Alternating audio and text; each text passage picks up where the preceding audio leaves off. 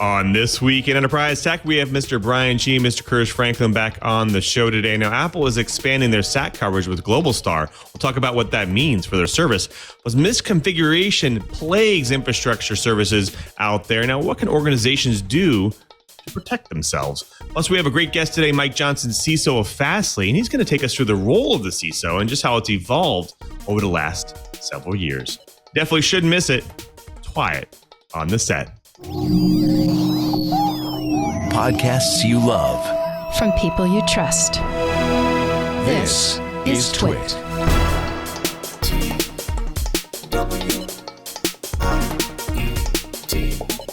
This is TWiT, This Week in Enterprise Tech, episode 519, recorded November 11th, 2022. Do no evil, CISO no evil. This episode of This Week in Enterprise Tech is brought to you by Melissa. Over 10,000 clients worldwide in industries like retail, education, healthcare, insurance, finance, and government rely on Melissa for full spectrum data quality and ID verification software. Make sure your customer contact data is up to date. Get started today with 1,000 records cleaned for free at melissa.com/twit. And by IT Pro TV. If you're looking to break into the world of IT or your IT team needs to level up, get the introduction you need with IT Pro TV. Check out an IT Pro TV business plan by visiting itpro.tv/enterprise today. And by NordLayer. NordLayer is a secure network access solution for your business. Join over 6,000 fully protected organizations. Go to nordlayer.com/twit to get your first month free when purchasing an annual subscription.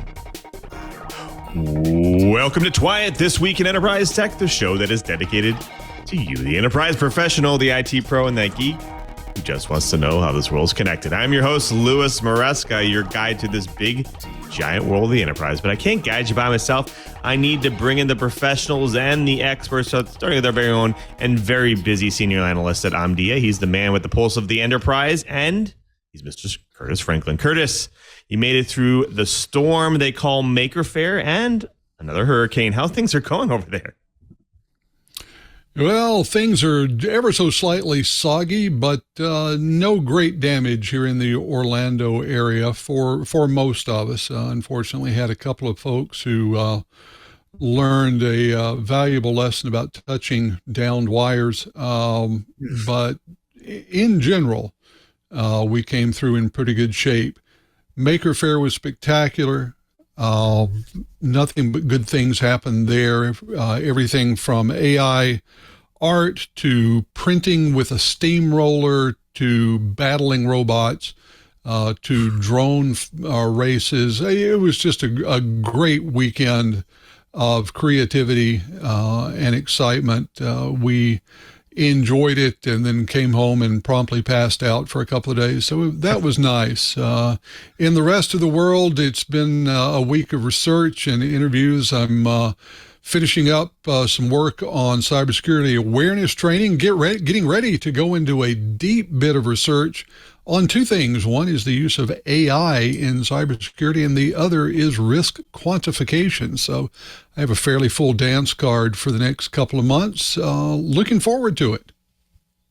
It's great to have you back. Thanks for being here. Well, we also have to welcome back our very own Mr. Brian Chee, net architect of Skyfiber, net expert, and all-around tech geek. Cheebert, it's been a month. How are things going? How was Maker Faire? Maker Faire was amazing. Got to do a lot of work with the fairground staff on upgrading the Wi-Fi system. Get this, they managed to turn off a whole bunch of cable modems. Lots and lots of money every month pouring out the doors. They turned off, I think 80% of them, and used that money to go and pay for a new Wi-Fi infrastructure. So I was helping them wring the bugs out, and apparently I did an okay job because they asked me to sit on the board. So that ought to be interesting. So I predict it's going to be a busy year of helping them do things like sustainable energy integration, smart meters, and upgrading their IT infrastructure.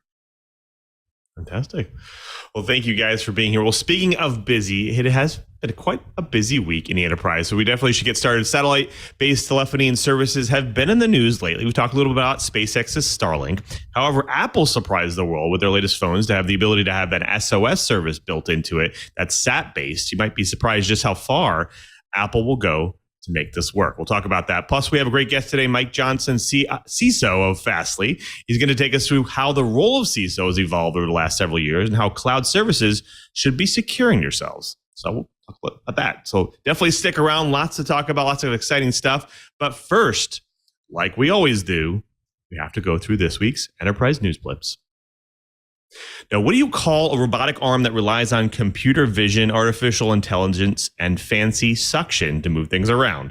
Well, in Amazon's world, it's called Sparrow. Now, this week, Amazon unveiled a robot capable of identifying individuals, items, shapes, sizes, and textures. Now, according to this article over here at TechCrunch, Sparrow can also pick up items with suction cups and place them into separate plastic crates at a record rate. Now, the question people need to be asking themselves is, successful or successfully integrated, how many jobs will take over? Now, right now, the system can identify over 65% of Amazon's massive inventory. And if you think about how many items Amazon actually houses, that is a lot of items in the database it can ID.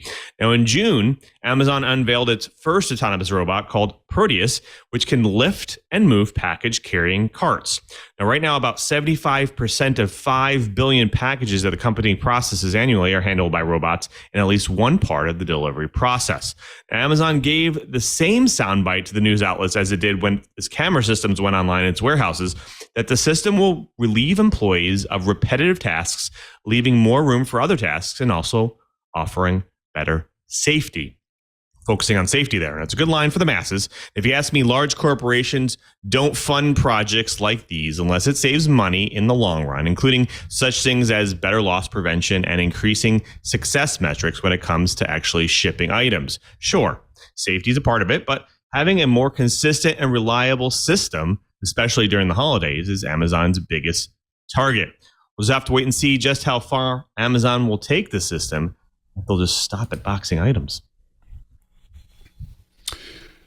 Well, just to prove that cyber issues don't always stay in the cyber world, a vulnerability in a series of popular digital door entry systems offered by Aiphone and used by high-profile customers, including the White House and the UK's Houses of Parliament, can enable hackers to literally open wide the doors simply by using a mobile device and an NFC tag. According to an article published this week at Dark Reading, a researcher with the Norwegian security firm Promon discovered the vulnerability and also found that there is no limit to the number of times an incorrect password can be entered on Aiphone door lock systems, including the GTDMBN, GTDMBLVN, and GTDBVN devices. Now, after using brute force multiple attempt methods to find the admin passcode, that's a fancy way of saying you just enter all the possibilities and still something works, a malicious actor can inject the serial number of a new NFC tag containing the admin passcode back into the system's logs of approved tags. Because the system does not keep logs of the failed admin code attempts, there's no digital trace of the hack. Practicing responsible disclosure, Promon first alerted Aiphone to the issue in June 2021. The company says systems built before December 7th of that year cannot be fixed. But any systems built after that date include a feature limiting the number of passcode attempts that can be made. According to the Promon researcher, the product seems predicated on the notion of physical security, and when NFC was added, they added a touchless high-speed data port on the exterior of the building, which kind of does away with that whole physical security thing. This is a very specific example of a much broader problem in the world of IoT. Security by design, a principle common in software design, is almost non-existent in IoT. In this case, adding user convenience deleted a high degree of security from a product specifically intended to provide security. This is something that all companies should be on the lookout for when purchasing any IoT systems that are intended to be deployed on company property. So I really don't need to read the entire Gizmodo article for you to know just how valuable thermal imaging devices can be. I bought my original one so that I could look behind the walls on houses I was thinking about buying to see if there are cold spots that could have been leaking pipes or leaking air conditioning ducts in the ceiling. Well, after that, I loaned my unit to Lou so he could track down heat leaks in his new home. Well, factories and repair folks use them to see if a motor is heating up and might be on the road to failure. Search and rescue personnel regularly use handheld or vehicle-mounted units to search for lost people in the wilderness, and the military were the driving force for the miniaturization of the units for field use by warfighters. Well, however, the Lightning version I bought may just become obsolete once Apple changes all its iPhone devices to USB-C to placate the EU. What this version does is remove the reliance upon a specific mobile device by using both Bluetooth and Wi-Fi to handle the immense amount of control and vision data that thermal imaging requires. So who knows? I may be gifting the Lightning version to Lou as an excuse to buy this new wireless version for my toolkit. The semiconductor industry has been on a downward trend due to the reduction in orders for fabrication companies and the availability of, the cost of the units due to supply chain issues. Now, things are starting to look up, according to this Wall Street Journal article. In fact, so much so that the Taiwan Semiconductor Manufacturing Company, or TSMC, is planning on building a second fabrication plant in the great state of Arizona. That's right, TSMC is coming to America. Now, the expansion is a sign of the chipmakers' long-term optimism about demand, even in the face of market turmoil this year. Now, despite the near-term industry despair, chipmakers still expect global sales to double to over $1 trillion a year in the next decade. And now, that's not chump change, if you ask me. The U.S. this year allocated about $39 billion for chip-making giants grants for expected to be handled over starting next year, actually, in addition to creating tax breaks on semiconductor manufacturing equipment. Now, that means that TSMC might be able to get a piece of that pie. The first thing that they will look to do is produce the 5 nanometer chips that they've been doing, and they gear up for the 4 nanometer ones the coming year. Now, the plant will start mass production in 2024. Now, what this also means is that other companies can continue to use chips from TSMC since they are fabricated on local soil. Let's hope that also helps move and kickstart the supply chain movement and the ability to rely more on locally manufactured parts in the future. Well, folks, that does it for the news blips. Next up, the bites. But before we get to the bites, we have to thank a really great sponsor of This Week in Enterprise Tech, and that's Melissa. Now, Melissa is the leading provider of global data quality, identity verification, and address management solutions, and has announced the availability of 2023's Melissa Solutions catalog, highlighting their comprehensive suite of solutions and services that help keep customer data clean, current, and enriched for the greatest insights and most efficient business practices. And Melissa's Solutions catalog features data quality enrichment and identity verification solutions powering compliance, fraud prevention, sales, customer engagement, and analytics. Developed as an industry resource for database administrators and developers alike, this catalog highlights tools that clean, verify, update, dedupe, and enrich customer contact data. Now, capabilities can be implemented at any point in the data chain and are designed to ensure all your global people data, addresses, names, phone numbers, and emails are validated, updated, and standardized. Deployments are flexible. They're available on on-premise, web service, secure FTP processing, and SaaS delivery options. In fact, check out these testimonials from Melissa's happy customers. Quote, Melissa's price was one of the key reasons we decided to try this software over the competition. Its performance seemed quite good for the price, and it was. And it was simple to use software with excellent results. For example, it barely takes a couple clicks to perform the entire debugging process. Another quote, the data hygiene solutions is world-class, and we benchmark Melissa against the big names in data. When the cost is factored in, it's no contest.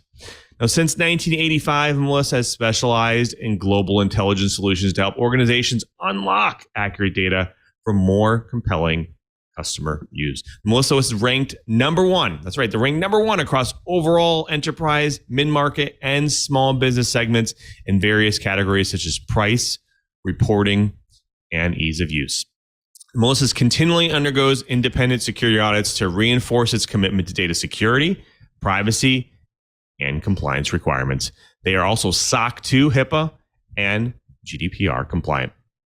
Make sure your customer contact data is up to date. Get started today with 1,000 records cleaned for free at melissa.com/twit. That's melissa.com/twit. And we thank Melissa for their support of This Week in Enterprise Tech.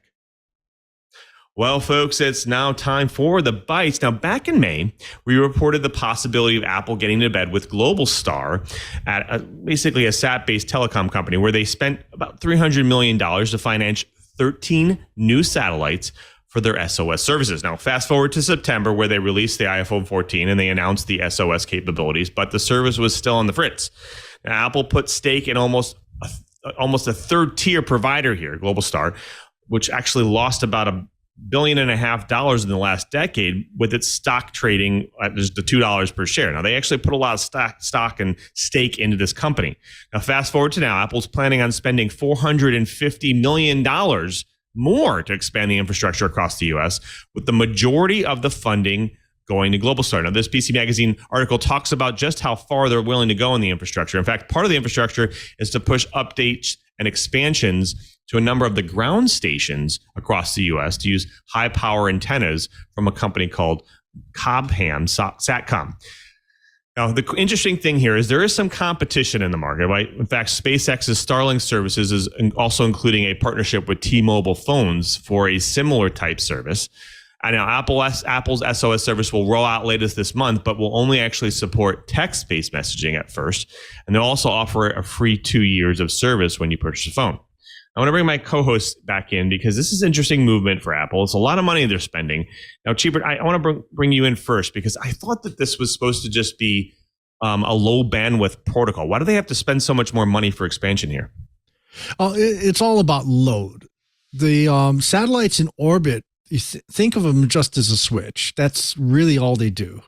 It is once the data gets down to the ground, there's only a limited amount of channels or bandwidth to be able to get to the ground. And then from there, it goes out through high-speed links and does its thing. Well, here's the problem. Globalstar has not had the biggest market on Earth, pun intended. I've used Globalstar a lot. In fact, the open source autonomous underwater vehicle project, the plan is to use a relatively inexpensive, about $130, $140 hat that goes onto a Raspberry Pi and allows me to go and send, in this case, in the last time I looked, it was $65 for unlimited number of inbound or outbound messages. Now, keep in mind, these are very, very asynchronous. Sometimes a message could take upwards of 2 hours to get to its destination. But when I'm just sending updates and, have SMS messages waiting to come inbound, I was just going to go and update mission profiles for the vehicle. Well, their primary customer has been emergencies, hikers, boaters, people like that need to be able to go and send for help no matter where they are. And they don't want to spend the astronomical amount of money for a regular Iridium satellite phone. It's not the cost of the phone that kills you. It's the airtime. Anyway, their other big primary user is food safety. Being able to send updates, along the way in containerized cargo saying, I'm still frozen is a big deal. Now, what Apple's doing is they're dramatically increasing the market with potentially tens or 20 or hundreds of millions of phones all over the world that will be able to stay in touch all the way up to, I remember it goes all the way up to about 5 degrees and 360 degrees. So it doesn't work at the very top and very bottom of the globe. But everywhere else it works. I've actually used Global Star services in the middle of the Pacific to send tweets while we're doing research out in the middle of the Pacific. So by adding more ground stations and upgrading the ground stations, they'll be able to relieve those bottlenecks. And by having more places to switch to, hopefully the bottlenecks of adding millions of iPhones isn't going to trash the performance of existing scientific and safety users with Global Star. It's pretty interesting what they're doing here. Curtis, I want to throw this to you because I'm seeing a lot more opportunities across the the market for organizations to use cloud providers, almost democratizing satellite usage like Azure Space, and they're using services like Starlink, and they're partnering with services like Starlink. Now, Apple seems to be going the private route where they're building their own satellite set of constellations there for their particular purpose. It sounds like the wrong way. I feel like they're going the wrong way. Why not just work with Global Star to offer more infra and platforms so that more organizations can use this and it expands the market going forward? Do you feel like they're going like the really expensive wrong way for this?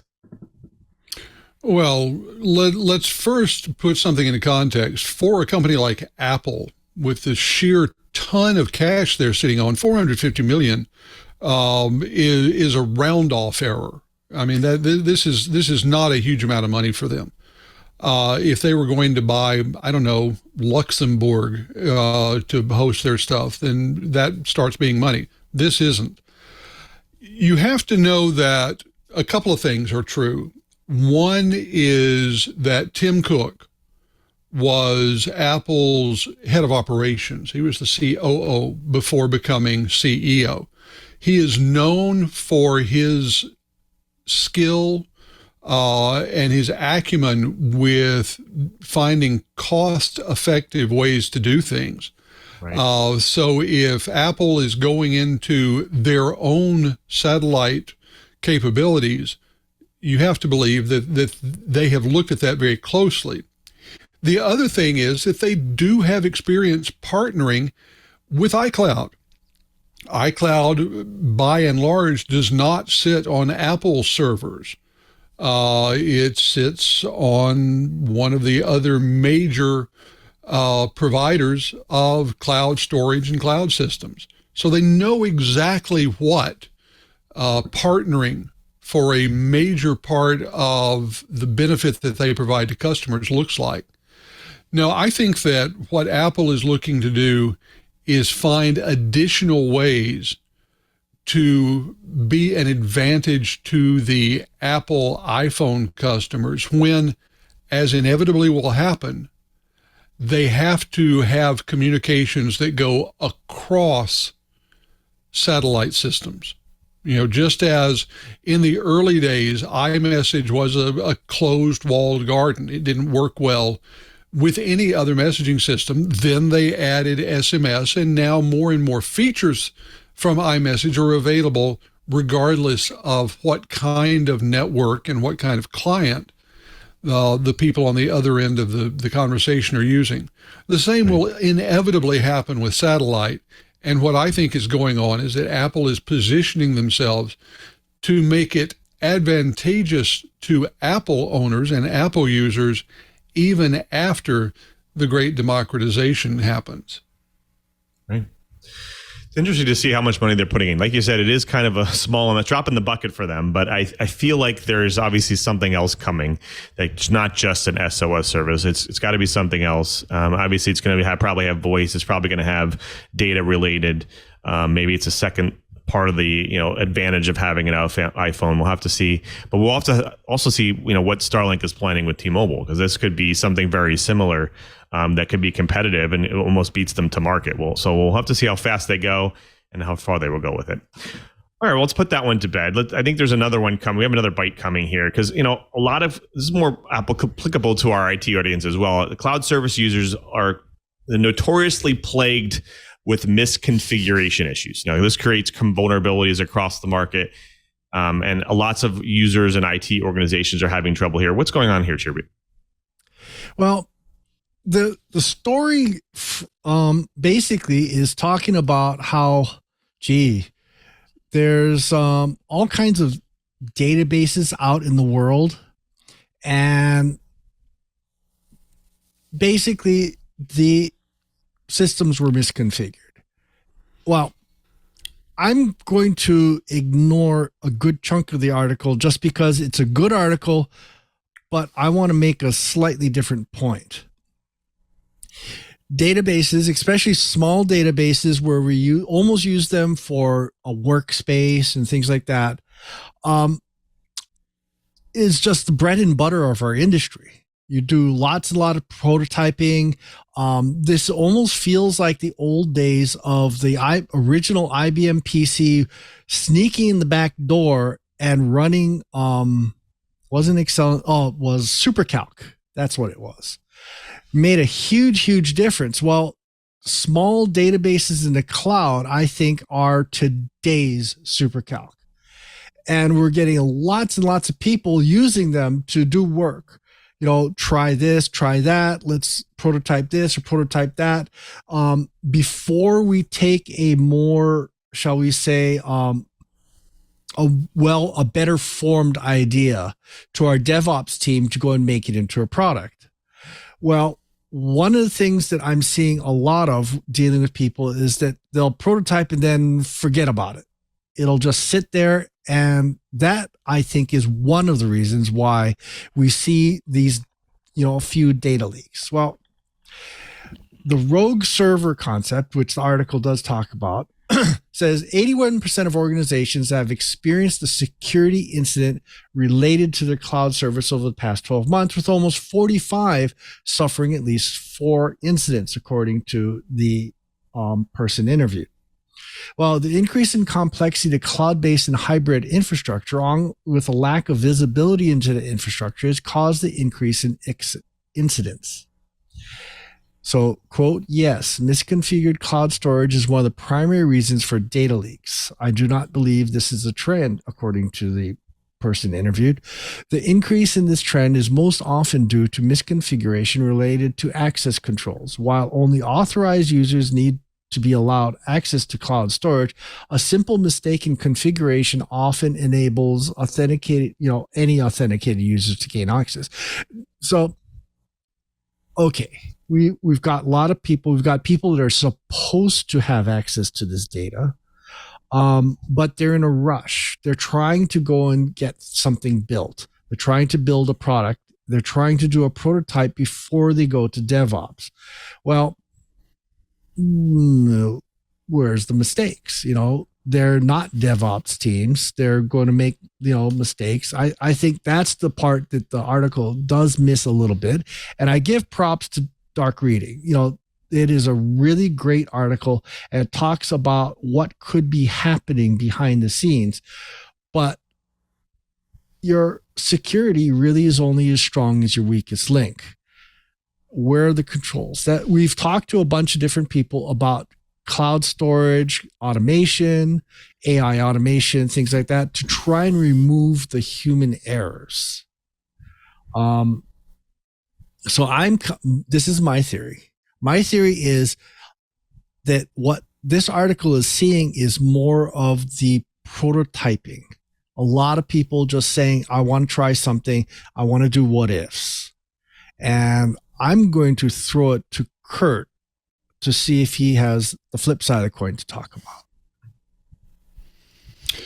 Well, you mentioned 2 incredible things there that are important. One is the idea of what are your assumptions when you're building one of these systems? If you're making cloud storage available to customers, and initially, when cloud storage was a relatively novel concept, they defaulted to making it easy. That unfortunately didn't go with making it secure, because we had a number of misconfigurations that were basically of the form, I want to make a file that I've put into an AWS bucket or an S3 bucket available to Brian. So I'm going to change my private only I can see it flag to let Brian see it. Well, in doing so, I do one tick box and I let everyone in the world see it. And furthermore, I let everyone in the world see every file that's in that bucket. It's easy, it's quick, it's one click, it allows. And if I did it for just long enough to allow Brian to have access, then went back to private, it'd be great. But most people didn't do that. They gave everyone in the world access to everything, and then life came along. They got busy, and they never turned off the access bit. Now, a lot of companies have made it more difficult to do that. You have to be much more intentional about offering that level of access, and they've also changed the defaults. Whereas before the default might have been easy access for the greatest number of people, now the defaults tend to be toward security. But it's still possible to make stupid errors in configuration. You know, the other thing is that it's very easy for a company to be deploying these, as Brian pointed out, in a prototyping or trial or testing situation. And trust me, I have done testing like this. And ideally, what you're going to do is have a test data generation program that generates garbage data that you can use to validate the design of your application. In too many companies, though, what they do is just grab a copy of a production database, stuff it over there because it lets them see that the application works on their real data. It's great until they leave that test application alive with the data and don't worry about security because, hey, it's just a test.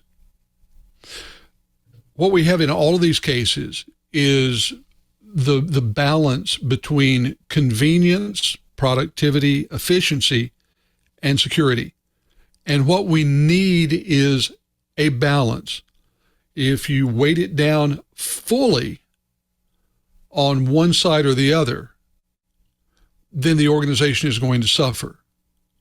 But if you think about it, have policies and procedures in place to ensure that you're not misconfiguring things and you're remembering to take down permissions that you don't need, then you can look at using these cloud storage facilities with some degree of security. You know, awesome. But Lou, you've got to defend yourself. You're on the DevOps side of the shop. How can we protect ourselves from ourselves? What do you think?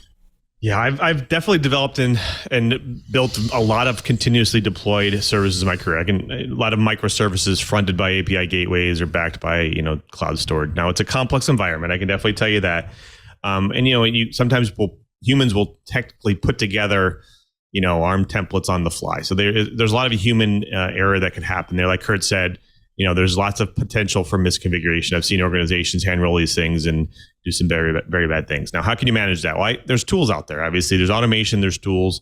You build ARM templates for your environment, and in order to verify configuration problems, there's CLIs and there's scanners to scan your ARM templates to make sure that you're not making mistakes. So you have your base image that you put out there for most of the services, and then you apply an ARM template on top of that. And you could go and open the door to bad things. And so you definitely want the ability to scan those things and to verify the configuration to make sure you're not making mistakes.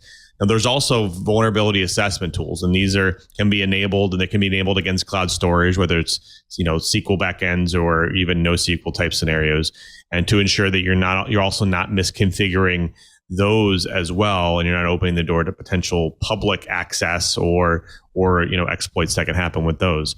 And there's also lots of smoke testing tools. They're actively poking at your deployed environments to just make sure that you're continually compliant and you're secure over time, even after you've already deployed these environments or put them online. So I would say automation is definitely a key here, because you're getting, you have your engineers or your IT people building out these configurations and then deploying them. And you want to make sure that what you're deploying is not going to open the door to exploits in the future. And you want to run these things continuously. You want to be part of your pipeline. They want to be part of your, you want to be part of your active environment that you put out into production as well. So I feel like automation is definitely the way to go, and will definitely help you in the future for sure. Awesome. But you know what? We could go round and round on this forever. You know what I think we should do? I think we should do an ad, and then I think we should let our guest wade into this, because I just bet you he's sitting there chomping at bit going, but I have an opinion. And I think he probably does. Let's go do that. Thanks, Mike. We'll be with you in just a second. We are. Well, folks, it's now time for the guest drop some knowledge on TWiT. But before we do have to thank another great sponsor of this week, Enterprise Tech, and that's IT Pro TV. Training is an important aspect of any organization. People want to grow, right? Well, plus you want people learning at the speed of the industry. That's an important part of learning, and things can change quickly in the tech and IT industry. Now, your IT team needs the skills and knowledge to ensure your business is a success. And with IT Pro TV, more than 80% of users who start a video actually finish it. That's really impressive. Then that means IT Pro TV is engaging enough to keep your team's attention so they enjoy learning. Give your team the tools they need to make your business thrive. Courses are entertaining and binge-worthy, keeping your team interested and vested in learning. Now, the tech industry is evolving and changing rapidly, and your team needs to be trained today. And when a new software release happens, or a system upgrade, or a cyber threat faces your business, IT Pro TV offers the training and perspective of those disruptions within days, if not hours. Now, why is IT Pro TV right for your business? So you get all training and certifications for your team done all in one place. Now, IT Pro TV has every vendor and skill you need for your IT team training. They provide Microsoft IT training, Cisco training, Linux, Apple, security, cloud, and so much more. In fact, 5,800 hours worth, ranging from technical skills to compliance to soft skills. Now, you can do so much with IT Pro TV business plans. You can track your team's results. You can manage your seats, assign and unsigned team members. You can access monthly usage reports. You can see metrics like logins, viewing time. You can tracks completed in those trainings, and much more. In fact, you can easily manage your teams as well. Manage subsets of users or teams by providing them with customized assignments, monitoring progress, and reporting on usage of the platform. Assignments can be either full courses or individual episodes within those courses. You even get advanced reporting, get immediate insights into your team's viewing patterns and progress over any period of time with those visual reports. Don't forget that IT Pro TV has individual plans too. Give your team the IT development platform they need to level up their skills while enjoying the journey. Go to itpro.tv/enterprise today. And we thank IT Pro TV for their support of This Week in Enterprise Tech. Well, folks, that's now my favorite part of the show. We get to bring in a guest to drop some knowledge on the TWiT Ride. And today we have Mike Johnson. He's CISO of Fastly. Welcome to the show, Mike. Well, thank you very much for having me. Hopefully I can drop some knowledge. I'll see Absolutely. What I can do. Oh, you're a veteran in the industry. Right? You definitely can drop some knowledge. In fact, our audience loves to hear people's origin stories. We have people from all spectrums of experience here. So can you take us through a journey through tech and what brought you to Fastly? Sure. I've been in security for over 25 years now, which is crazy when I say that. I started basically help desk, moved over to system administration, and my first real job in security was intrusion detection systems for tactical battlefield networks. So basically, the U.S. Army, we were helping them develop intrusion detection back when I was loading software from tapes and floppies. And that was where I got my start. And I got hooked, and security was this really cool, interesting area of technology. that I didn't know was going to become a career. Turned out that that steadily became more and more an area that companies were looking to hire. Moved to a couple startups, worked for a large manufacturing company where we would deal with things like the forklift computers would get compromised on a regular basis, or the paint lines on manufacturing floors would get shut down because of denial of service attacks. So that was very much a business critical function to secure those networks. I moved on from there, was very fortunate to join Salesforce in 2008.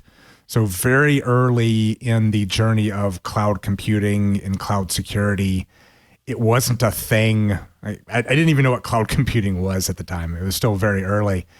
But we really innovated on understanding what cloud security was, what it really meant to our customers. And really, it was an amazing journey to grow from, I think the security team was less than 10 when I joined. It was several hundred when I left, probably, I think at one point reached 1,000 people. So massive security team.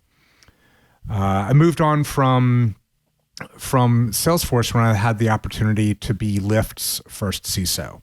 That was very much an eye-opener for me in terms of hyperscaling and what that really means, and hypergrowth, and how you bring security into a very developer-driven organization. Left Lyft after a year and a half, took some time off. First time in my career I'd taken some time off, and joined Fastly 3 years ago to really build and expand the team and expand the focus around securing the platform, securing our systems, our environments, so that our customers can really trust us with their data, with some of their most critical functions that they have to deal with. So that's kind of my story, how I got here. Yeah, I definitely want to get into a lot what Fastly's doing, because they're been in the news a lot around security, and a lot of trustworthy organizations out there trust Fastly for their services. Mm-hmm. But first, before we do, I want to get into some interesting topics here, because again, we have a large spectrum of experience from our audience here. So I want to get more into the CISO role a little bit. It's essentially been evolving over the past several years. But I want to first start with your role. What's your day-to-day look like as a CISO? Meetings. It's mostly just wall-to-wall meetings. But what it's really focused on is understanding where our risks are and working with other business leaders on what is the appropriate risks to be dealing with at any point in time, focused on where the business is going. It'd be very easy to build a very secure environment, just shut everything down, but that doesn't really support the business. So a lot of the focus is in understanding the strategy of the business and how that then overlays with the risks that we're either uncovering or working on burning down over time. So it's a lot of conversations, a lot of understanding the current state of the environment. Now, obviously Fastly offers a lot of different services. So it sounds like the conversation you have probably is with lots of different parts of the organization when it comes to, because there's lots of different threats out there. Like what are you seeing? I guess you don't have to give us the secrets from Fastly perspective, but I guess just in general, what you're seeing across the industry, what are the major threats that you are constantly having some of the conversations about? A lot of the types of threats that we're dealing with on behalf of our customers are denial of service attacks. This is a constant thrum of the internet that most people don't realize. But for instance, you could have a denial of service attack that is millions of requests per second in a very short period of time. And your average website is going to have a hard time dealing with that. So we see attacks on a regular basis that have moved into that realm. Past denial of service attacks were mostly bandwidth exhaustion. I will send you more requests than you have bandwidth. But we have over 200 terabits per second of bandwidth available to us at any point in time. You're not going to overwhelm our bandwidth. That's not the types of attacks that we see. But when you move up the stack, when you move into applications that have logic flaws that simply take more processing time to manage a request. That's the type of thing that we're seeing that I don't think you see in the news very often, because it's so behind the scenes. A site could go down, you don't know why, but the reality is sometimes it's because it was attacked. You hear a lot about, obviously we talk a lot about, even on this show, a lot about botnets and the fact that, the adversaries out there are, they're targeting organizations, even cloud services, to try to take them down. They're using botnets to do it. Is that sometimes the major, the major start of these kind of DDoS attacks? A lot of them do start. The fact of the matter is the ones that are effective are all via botnets today. It requires a distributed amount of bandwidth. If you sign up for an AWS account, sure, AWS has a lot of bandwidth, but it's very easy for a defender to deal with. It's one IP address, I just block it, move on with my day. So for a denial of service to be successful, it really does have to come through a botnet.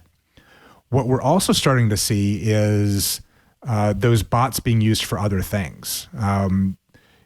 One of the things that was a surprise to me is what we refer to as shoe bots. It's this underground industry focused on literally buying shoes when they're dropped from the manufacturer. They're a limited production run. If you can get your hands on one, you can then turn around and sell it for a lot of money. So there's this entire underground industry around building software that other folks then use to go and buy shoes so that they can then turn around and sell them. So the monetization of bots beyond just denial of service is something that we're starting to see more and more of. I do want to ask just how the CISO's roles evolved over the last several years, but my co-hosts here, I'm sure that they have some questions. Maybe you want to talk about that. And of course, we also have to thank another great sponsor of This Week in Enterprise Tech, and that's NordLayer. NordLayer safeguards your company's network and data. And with a surge of ransomware attacks and employees choosing to work remotely, business networks have become more vulnerable than ever. Then NordLayer secures and protects remote workforces as well as business data, and it can help you ensure security compliance. Now with NordLayer, it's easy to start. Less than 10 minutes to onboard your entire business on a secure network. And you can easily add new members, create team members and teams and private gateways, and even do things like IP allow listing, site-to-site connection, network segmentation, and setting up secure network access. Now you go to nordlayer.com/twit and get 1 month free right now with the purchase of an annual subscription. Now NordLayer is also easy to combine as it's completely hardware free and compatible with all major operating systems, allowing you to implement security features across all teams. Now, features like two-factor authentication, single sign-on, biometrics, threat block, and smart remote access. So NordLayer is easy to scale as you can choose a plan unique to your business requirements and your growth rate. And you'll have everything centrally in one place where you can check the server usage, monitor connections to your gateways, and even view activity log. Now, one NordLayer user actually said, we're looking for an easy way to securely connect our remote workforce to our infrastructure. This is it. Awesomely quick, friendly, and efficient support. Got us up and running in no time. Another one actually said, quote, simple to install and operate, no funny business, and so fast that our teams don't notice they're using it. Most modern businesses are already adopting network solutions like SASE, Zero Trust, and hybrid work security. NordLayer has it all and so much more. Don't leave your business vulnerable. Try NordLayer today and join more than 6,000 fully protected organizations. NordLayer. If you want to secure your business network, go to nordlayer.com/twit to get your first month free when purchasing an annual subscription. That's nordlayer.com/twit. And we thank NordLayer for their support of This Week in Enterprise Tech. Well, folks, we've been talking with Mike Johnson. He's CISO at Fastly. Now, I have a bunch of more questions, but I want to also bring my co-host back in. Curt, I'll throw this to you first. Oh, it's a good time to be talking about CISOs and their roles in the world. Because we've had a couple of things just in the last 3 or 4 weeks that it seems to me could have an impact on the way someone approaches the role. And I want to ask you about whether you have any thoughts on these bits of news. First, we have a case where someone who was the CISO for a major ride-sharing company a few years ago was there during a time of a breach. Things happened, and he has now been convicted of a crime. And we have to say here, I think, that he alone, among all of the executives of the company, has been legally held responsible for this.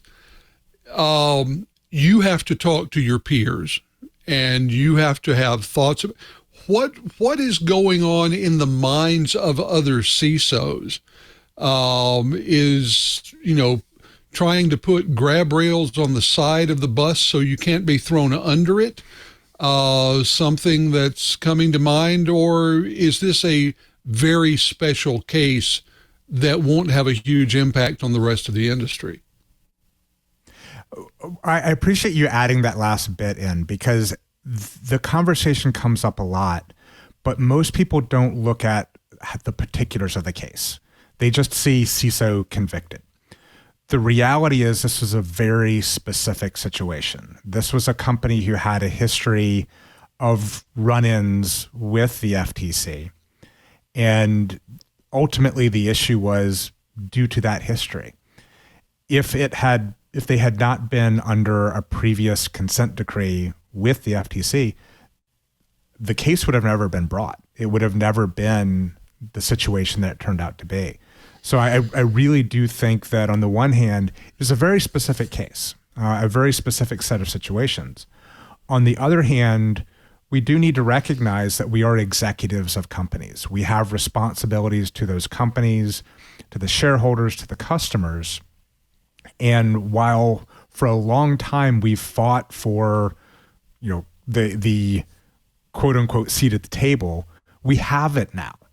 And with that comes responsibility. And when you're making decisions for the company on the behalf of the company, then there are repercussions that come along with that. So particular case when it comes to this situation, but at the same time, it's good for us to have those conversations and recognize what it truly means to be an executive of a company. I think it's important that you talked about what it means to be an executive, because over the past 20 years, we have seen an increasing tendency to think of the CSO and the CISO as business executives rather than simple technologists who happen to have an executive title. And that brings me to the next thing I would love to ask you about. We have another very public case of a whole bunch of executives in the security and privacy functions of a company leaving at once. First of all, do you think that it's much more impactful if a group of executives at that level leaves rather than just one? And second, what do you think that might do to someone coming into the role if they don't have the colleagues there to share with them the institutional knowledge, the how things actually get done in this organization kind of knowledge that everyone has to have when they come on board? It very much is, it takes a team to get to secure an environment, to protect the data within it, to understand everything that goes on with that, especially where you have the specialized knowledge related to the legal side of things, to the compliance side of things. And when you have everyone leave at once, that's a huge set of responsibilities that have to go somewhere else. It's not that those needs go away. If any one of them had left, probably what would have happened is those responsibilities would have shifted to the folks that stayed. So to some respect, I think there was a recognition that the most powerful statement they could make would be for them to all leave at the same time, so that it really was very clear that there wasn't somebody else to pick that up. In terms of what it says for someone coming in, you have to recognize that there's a lot of work that you're going to have to do. And right now you'd have to do it yourself.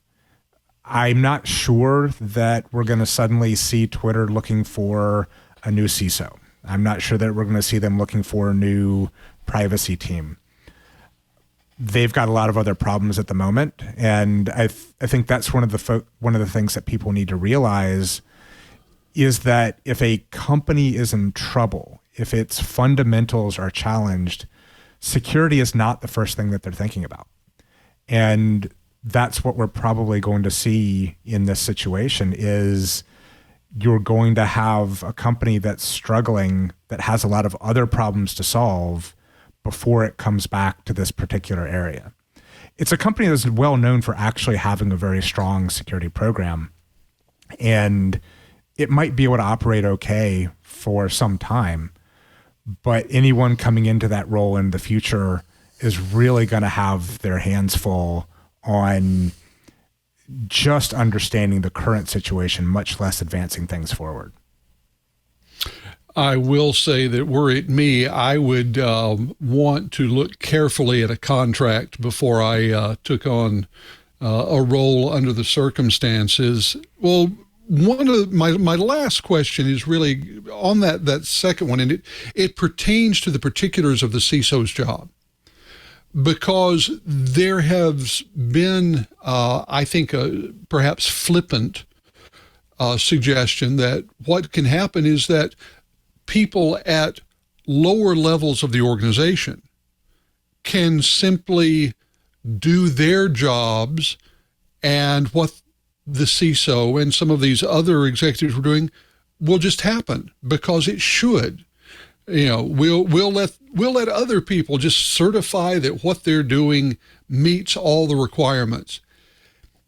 Is that a realistic expectation in a modern, large organization, or are there regulatory, legal, and other compliance issues that require specialized knowledge and, let's admit it, some specialized focus of time to be able to deal with? It's interesting that you bring up the regulatory side of that, because we're seeing more and more regulations on a global scale that are impacting the expectations of security at companies. And a lot of that comes back to being able to certify we're doing the right things, to be able to have a statement and also back that up with evidence that you are appropriately securing an environment. The way that we do that a lot today is we'll bring in a third-party auditor. This is a common practice, especially if you take PCI, credit card processing. If you process credit cards, you're required to meet the PCI standards. And part of that is actually having a third party attest that you're meeting those standards. If you just have somebody YOLOing their way through security, you're not going to be able to prove that you're actually meeting those particular requirements.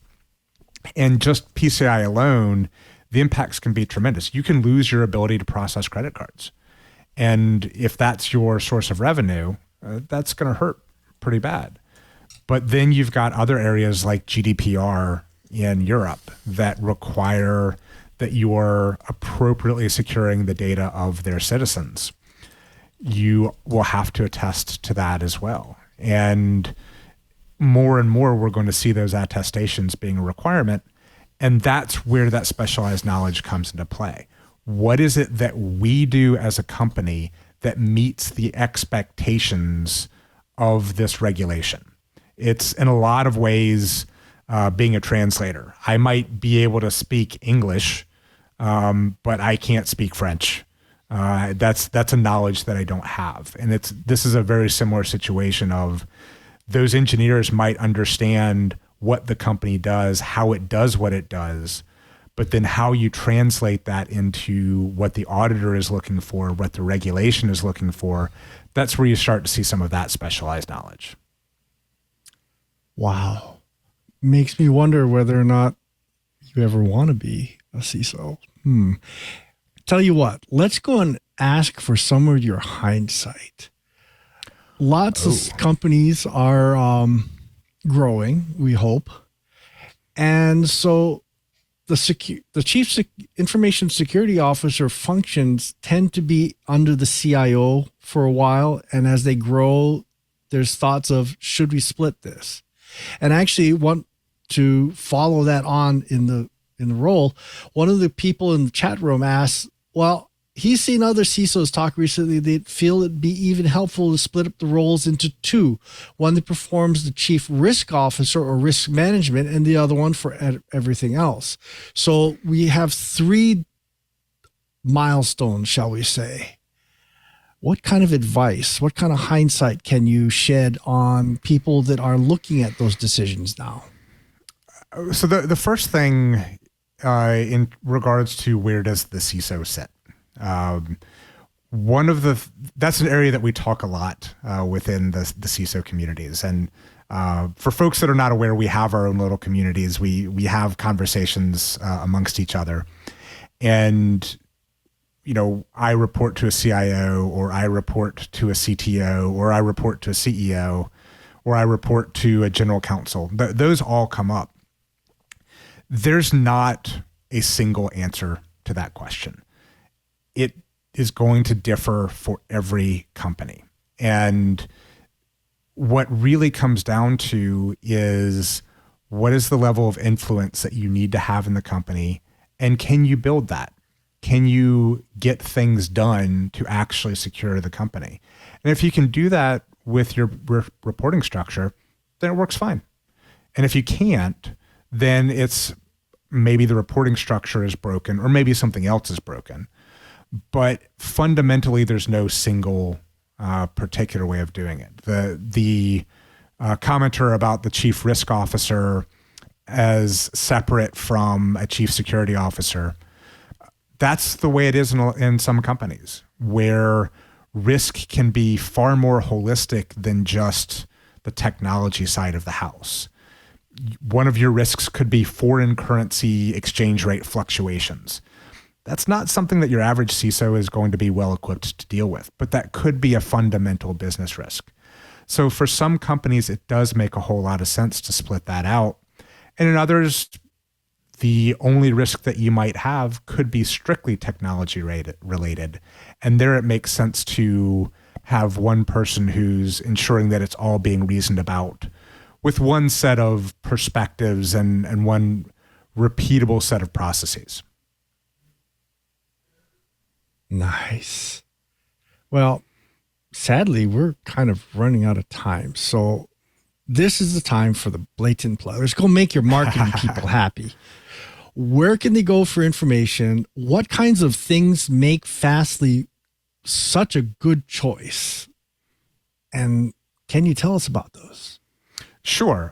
So I'll caveat all this to say I'm not a marketer, but please go to fastly.com. What you can really find there is our 3 lines of product. One of our lines of product is our programmable edge. This is content delivery.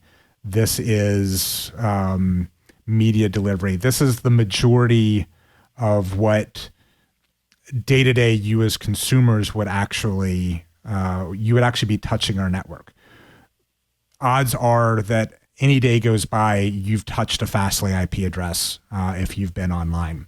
So we've got our programmable edge. We've got the content delivery side. We have a computing platform where you can write and run arbitrary programs at the edge. You can bring a application, run it within our environment very close to your users at very low latency, very high performance, fully distributed, all everyone's seeing the same exact experience. The third is our security business. We're really focusing on, right now, a web application firewall approach. That's how it's classified, but it's a little bit different. The way that we approach WAF is unique. We're looking at state. We're looking at signals. We're not just looking at, hey, this rule failed. It's very much, what is the situation with the application that you're monitoring? And we've been very successful in the implementation. Our customers have been very successful. The majority of WAFs, when they go and implement them, they don't actually block things. They're kind of afraid it's going to break their application. With our WAF, the vast majority of our customers are running our WAF in a blocking mode that's actually protecting their applications. So come check us out. If you have the needs of delivering massive amounts of data applications at scale, we can help you. If you're looking to increase the performance of your applications, we can help with that. And if you have security challenge related to your web applications, we can help that out as well. So all of that's at fastly.com. Amazing. You know, time flies when we're having fun. Great show, Mike. Thank you for being here. You know, we're running low on time. You told them where to go to maybe learn a little bit more about Fastly. What about organizations that are getting ready to digital transform and they want to get started with Fastly? Is that the place to go? They reach out? Yes. We have a button on our website that says talk to an expert. So it's that simple. If you are looking to make those migrations, and especially in a world where multi-cloud is the direction that people are going, a great opportunity is to use a CDN in front of your AWS and GCP applications, and you're not beholden to either one of those. So fastly.com, click on the talk to an expert, and someone will help you out. Thanks again for being here. Well, folks, you've done it again. You sat through another hour of the best dang enterprise podcast in the universe. So definitely tune your podcatcher to TWiT because we're on all of them. I want to thank everyone who makes this show possible, especially to my co-host. Sorry, the very own Mr. Brian Chee. Cheebert, what's going on for you in the coming weeks, and where can people find you? I've actually got to learn how to be a member of a board of directors. I've been technical, this is actually going to be the first time I've been on a real board. So that's going to be interesting. But you know what? You can listen to me make mistakes. You can listen to me learn how to be a board member and do all kinds of weird and wacky things. So why don't you listen to me rant on Twitter? I'm ADVNETLAB, Advanced Net Lab on Twitter, or you're more than welcome to throw email at me. I'm Cheebert, spelled CHEEBERT @twit.tv, or you're also welcome to throw email to TWiT@twit.tv, and that'll hit all the guests. We'd love to hear your show ideas. I have no problems with trying to take a stab at answering your questions. I am a engineer at heart, Mr. Geeky here, and we'll see if we can go and answer your questions. Take care. Thanks, Cheebert. Well, we also have to thank Mr. Curtis Franklin as well. Curtis, what's going on for you in the coming weeks? Where can people find you? Well, I'm going to be doing a lot of writing, trying to get some projects done for our customers at Omdia before the end of the year. I'm doing research on, as I said, both AI in cybersecurity and risk quantification for the coming year. Got a couple of webinars that look like they're on the horizon for December. And I've got several articles that I'm planning to publish either at Dark Reading or on LinkedIn. And I would love to have people follow me to find out about them. You can follow me on Twitter at KG4GWA. I'm on LinkedIn as Curtis Franklin. And I've also gone out and got a Mastodon account. I'm going to be putting links to that over on my LinkedIn account. So see if anyone is heading over to Mastodon, any anybody but me, that is. Thanks, Curtis. Well, folks, we also have to thank you as well. You are the person who drops in each and every week to watch and to listen to our show. Get your enterprise goodness. We want to make it easy for you to listen and catch up on your enterprise and IT news. So go to our show page right now, twit.tv/TWiT. There you'll find all the amazing back episodes we have there. Show notes, co-host information, guest information. Of course, also the links of the stories that we do during the show. But more importantly there, next to those videos, you'll get those helpful subscribe and download links. Support the show by getting your audio version, your video version of your choice. Listen on any one of your devices or any one of your podcast applications, because we're on all of them. And the best way to support the show is definitely subscribe. Now, you may have also heard we also have Club TWiT as well. It's a members only ad-free podcast service with a bonus TWiT Plus feed that you can't get anywhere else. And it's only $7 a month. There's a lot of great things that you get with Club TWiT. Now, one of them is the exclusive access to the members only Discord server, where you can chat with hosts, you can chat with us, the producers, separate discussion channels about all different tech topics and topics that are out there, including cooking and all that fun stuff, plus special events. Lots of fun discussions, lots of fun events. Join Club TWiT, be part of the movement. Go to twit.tv/Club TWiT. Now, you also must know that Club TWiT also offers corporate group plans as well. It's a great way to give your team access to our ad-free tech podcast. The plans start with 5 members at a discounted rate of $6 each per month, and you can add as many seats as you like. Just go to twit.tv/Club TWiT. Now, after you subscribe, you can impress your family members, your coworkers, your friends with the gift of TWiT, because we talk a lot about fun tech topics on this show, and I guarantee they will find it fun and interesting as well. So definitely give them the gift of TWiT and have them subscribe. Now, if you've already subscribed and you're available these days on 1:30 p.m. Pacific time on Fridays, we do this show live. That's right, at live.twit.tv. There you'll have all the streams that you can access. Come see the behind the scenes, all the pizza, see how the pizza's made. Come see all the fun that we do during the show, before and after, behind the scenes. Come check out the live stream. Now, if you're going to watch the live stream, go ahead and jump into the IRC channel, our infamous IRC channel as well. It's a live chat room, lots of fun characters in there. We have returning characters, we have new characters, new people, new discussions, new topics. They really help us drive the show. So thank you to everybody who's in there each and every week. Join that channel, the IRC channel as well, because it's really a fun place to be. And definitely, if you want to hit me up on twitter.com/LouMM. There I post all my enterprise tidbits. I have lots of great discussions with people. I post great shows like that one right there. Of course, I also want to hear your show ideas. You can hit me up on Twitter. You can hit me up on LinkedIn, Louis Maresca on LinkedIn. I've got some really great show ideas there, and some great discussions about tech as well through LinkedIn. So definitely check me out on both of those. If you want to know what I do during my normal work week, definitely check out developers.microsoft.com/office. There we post all the latest and greatest ways for you to automate your Office applications, whether it's web-based macros for your Excel documents, or it's really customizing your Office experience to make it more productive for you. So definitely check all of that out and be part of that as well. I want to thank everyone who makes this show possible, especially to Leo and Lisa. They continue to support This Week in Enterprise Tech each and every week, and we couldn't do the show without them. So thank you for all their support. I also want to thank Mr. Brian Chee one more time. He's not only our co-host, but he's also our tireless producer. He does all the show bookings and the plannings for the show. We couldn't do the show without him. So thank you, Cheebert, for all your support. I also want to thank our editor for today. They make us look good after the fact. They remove all of our mistakes. So thank you for all your support. I also want to thank our TD for today, Mr. Ant Pruitt. He's also does an amazing show called Hands-On Photography each and every week, and I can't get enough of it. In fact, I posted an example on my Twitter stream. And what's going on this week in Hands-On Photography, and what can I learn this week?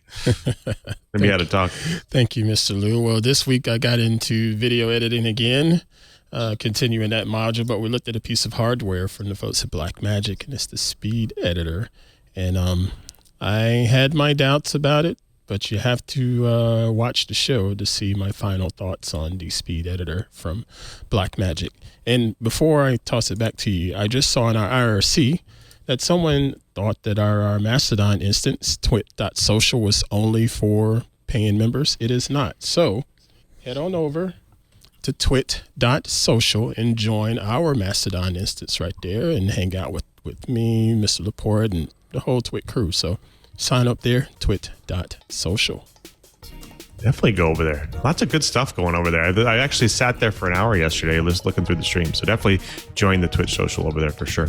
Well, thank you, Ann. And until next time, I'm Louis from Maresca, just reminding you, if you want to know what's going on in the enterprise, just keep TWiT. Don't miss All About Android every week. We talk about the latest news, hardware, apps, and now all the developer-y goodness happening in the Android ecosystem. I'm Jason Howell, also joined by Ron Richards, Florence Ion, and our newest co-host on the panel, Wen Tu Dao, who brings her developer chops. Really great stuff. We also invite people from all over the Android ecosystem to talk about this mobile platform we love so much. Join us every Tuesday, All About Android on twit.tv.